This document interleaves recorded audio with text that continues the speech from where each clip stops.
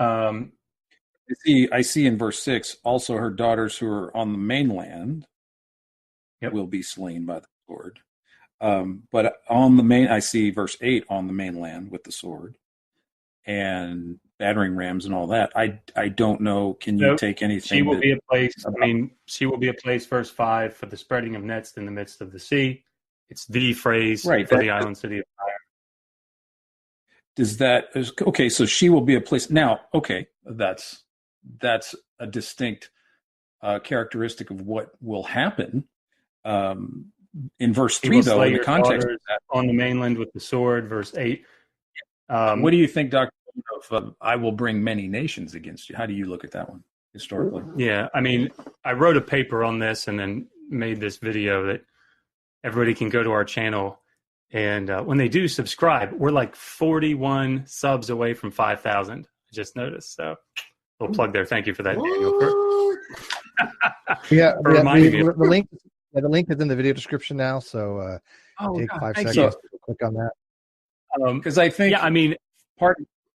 I'll just quickly so you can kind of answer this more. Yeah, we got to start wrapping this up. We got to start wrapping this up, and we do have super chat to get through. So we're at 2 hours. So go ahead and say what you got to say, and then like I said, I got 1 or 2 things to add real quick, and then we're going to do the super chats, and maybe there might be a question you want to hold off, Daniel.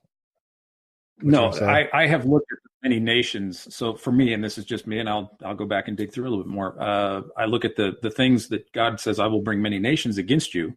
And then, so what happens in there could possibly be filled in by not just Nebuchadnezzar, but later Alexander as well. I deal specifically with this in the video. And if you become a Patreon, I think a $5 Patreon, you can get the paper that I wrote. But I actually read the paper in the video. So, you can get the video. But that's one of the 2 main points that I deal with is this many nations. So. Okay. Well, let me just add 1 or 2 things, the caveats, because we have to move on to wrap this up. One, Burton and Russell came up with something called bare possibilities, which is basically, okay, yeah, something's possible. Nebuchadnezzar could have had aliens take him up and take away his treasure, therefore his loot's gone, or whatever. There could be an infinite amount of bare possibilities, and one of the things that we have to take into account, if you allow for some kind of credulity to any of these and all of these possibilities, it just bloats your ontology to no end. I think when I'm listening to apologetics, and no disrespect to you, Daniel, but when I listen to apologetics, it literally is this accounting of bare possibilities and saying, well, it could be this. Oh, it could be that. The plain reading of the scriptures and the principle behind of clarity of scriptures seems to discount the need to have that many hoops you have to go through in order to try to read anything to fit the narrative that you're ascribing to. When it comes to prophecies, they seem to be always contingent upon things in some degree. But if a prophecy comes true to most people, it's not going to be a game changer. I think if we found out that this prophecy was the case, I don't think either Dr. Bowen or Skylar would go, oh, okay, yeah, Christian, right? But to somebody who actually believes that prophecies are the case, a failed prophecy is devastating. You can't just, move past that, because a prophecy for any would be determinant that they're not actual according to the scriptures. So I think there's a no, and again, I don't mean this disrespectfully, but I think there is a cognitive bias there that you have to find reasons for the finding that these are not failed prophecies, as opposed to somebody like Dr. Bowen, who honestly doesn't really have a dog in the fight. He's plain face. So I don't think he has to say, well, in order for me to stay atheist or agnostic or whatever, I have to show that this prophecy didn't come true. Does that kind of make sense? No, I think the axiomatic starting point of looking at text from the ancient Near East, you begin with certain evidentiary axiomatic ideas about what you're looking at. And you can come at this with saying this is a failed prophecy, or you can come at this with saying I'm not sure if it's a failed prophecy, or you can come at this with saying no, it's probably true, and I just don't have all the information.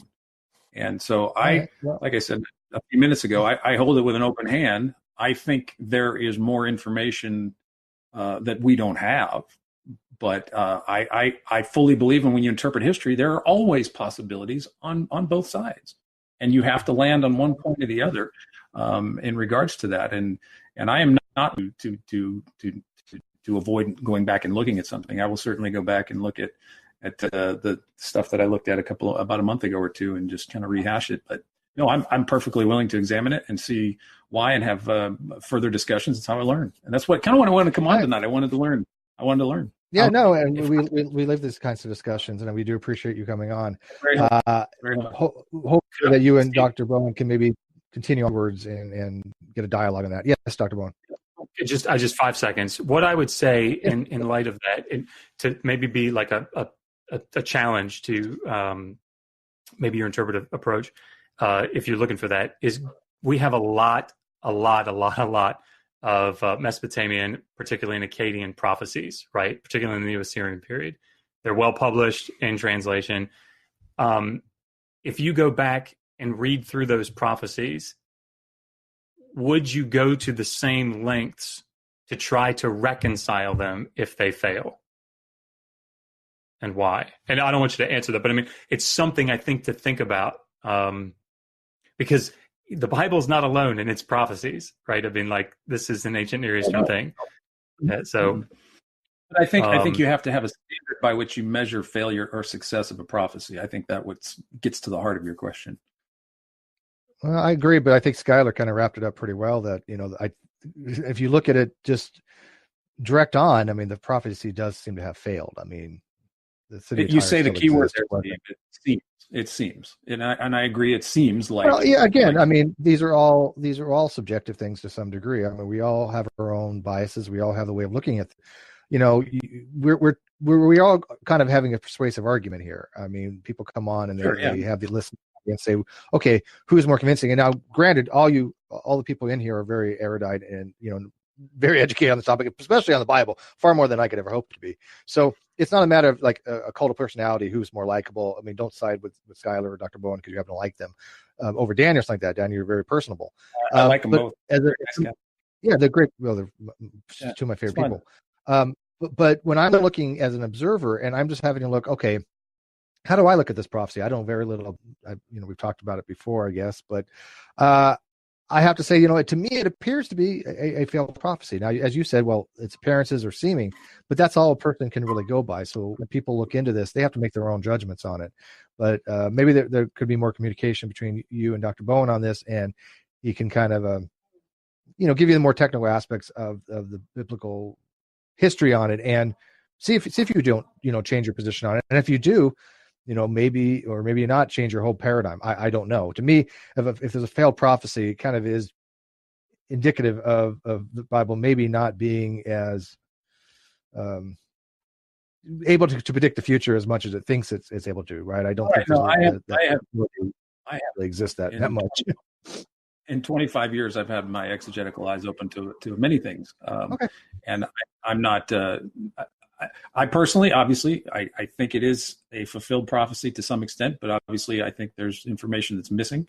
And I think the realm of historical possibility is open to us because we do not have an exhaustive account of what actually occurred. So anyway, I just want to confirm, though, that I appreciate and admire, and I do not want to sound like I'm, dismissing all of the body of knowledge. Oh, not at all. No. Yeah, nobody feels that. At all.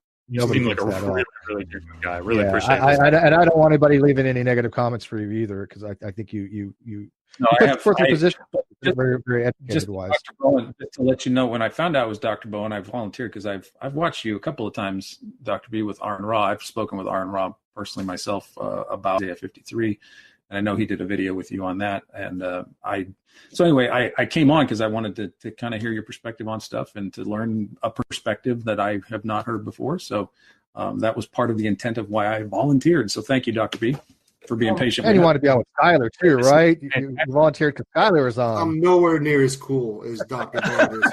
But it would be great though.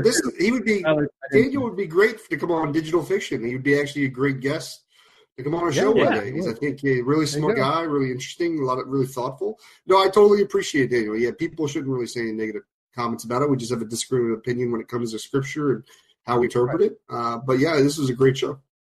Yeah, you should have been more prepared, Daniel. We could have had all these sparks flying. Yeah, what's the fun of with the dumpster fire? Oh man, we're expecting so much here. I can act like an idiot and do dumpster fire if you're looking for that too. Well, let me get these super chats out of the way because I'm glad this wasn't a dumpster fire. I mean, they're fun every so often, but you can't have every frog and toad in the wings. You want to do some serious theology? I have frog and toad. So okay, I'm ready for a dumpster fire. Well, maybe when you go on digital fiction, you can kick it up a notch.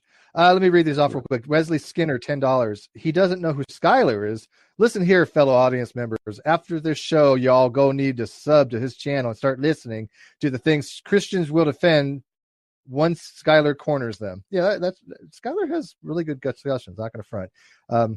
We're gonna revisit our discussion. We're going to revisit his video on objective morality one of these days, but other than that, he's really good at what he does. Knockdown Wheel, 5 Canadian. Did you hear the one about the dyslexic insomniatic philosopher? He stayed up all night pondering the existence of dog. VRCNG TRX, $2. Here's my tithe to the Book of Agnosticism. Thank you. Bless you. Serbia, $5. How is the gym competition having painful movements, soreness, and growth, if not a break, natural evil in contrast to stubbing a toe?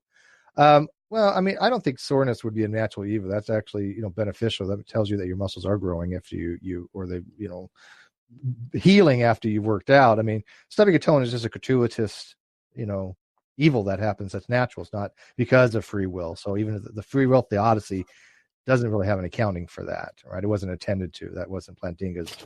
Now he does dive into it more when he brings a lot of things down to eventually reduce to Adam and Eve, but I think he jumps the shark at that point. So Plantinga's a very smart guy. I don't agree with him on a lot of things, but he is clearly a brilliant philosopher.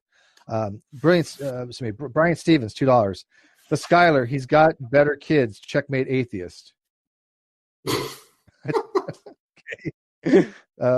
Bram I gotta keep kids is what it is. SL1 SLI1 $5. The Life of Brian was a far better story than anything in the Bible, and it made more sense. Life of Brian was a good movie. Sarah Bea, $5 more. At Skylar, it is logical for a God to create a world where he makes someone freely do something that's considered, quote, good behavior and still have choices. Or is it logical? He's asking you a question. Is it logical for God to create a world who makes someone freely do something that is considered good behavior and still have choices? Well, you could I could answer that question if they want. Well, I mean, the idea is basically, once again, that there are tons of things as human beings that we can't do. We don't have the choice to do. I can't regrow my arm if it gets cut off. I can't wings out of my back and fly. There are choices that I am limited to in ability. Therefore, it seems very logical that God could put certain limitations on humans, and we would still have all kinds of choices. And don't forget, the real choice, what we're really talking about when we talk about free will, is the idea that we have the ability to love God or not love him, to accept him or not accept him. That's the important part, right? That's what you'll hear the Christian argue. They'll argue that we would be robots and it would be like an abusive relationship if he forced us to love him. So when we talk about free will, we're not necessarily just talking about every little choice you make. We're talking about the ability to love God and accept him if you choose to. Skylar, I have a quick thought on that, if you don't mind, or if we don't have time, I won't say. Yeah. No, okay, I think. Go ahead. I think we have. I think for me, here's my position on the free will issue, and I think Skylar, you've touched on the keystone of what it is. Is how do we approach God, or does God approach us, or whatever? One of my favorite examples of this free will divine sovereignty issue is in the Lord of the Rings, where in the beginning, where Gandalf comes to Frodo in the Shire and sort of masterfully entices the little hobbit on to begin the journey to get rid of the ring. Now, Gandalf doesn't say, like, Frodo, you got to go do this. But the narrative that goes on there compels Frodo to go forward. And so by the time he gets to the Council of Elrond, what does he do? He volunteers to go on the quest to get rid of the ring under the watchful eye of Saruman. And I think that's a great way to do it, that Gandalf somehow, however he does it, persuades Frodo to start the journey. By the time he gets to Elrond and the council, he is volunteering